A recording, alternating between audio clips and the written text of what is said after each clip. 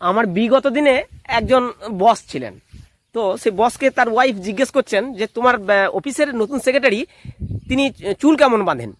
তো বস বলছেন যে আমি সেটা খুব একটা লক্ষ্য করিনি।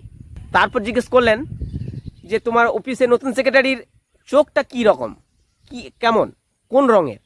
তো বললেন যে আমি সেটাও ভালো করে দেখিনি।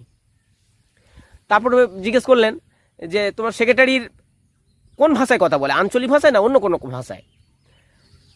তো বলছে আমি সেভাবে আমি কোনোদিন কথা বলিনি।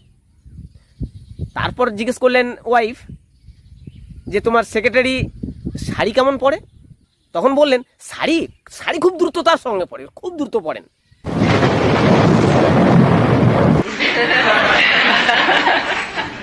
শুনুন, টাকা রোজগার করা ভালো, জীবনে টাকার দরকার আছে, কিন্তু এমন টাকা রোজগার করা উচিত নয় যে আপনি একটু অসুস্থ হলে আপনার ওয়াইফ হসপিটালে নিয়ে যাওয়ার আগেই উকিল বাড়িতে নিয়ে আসে।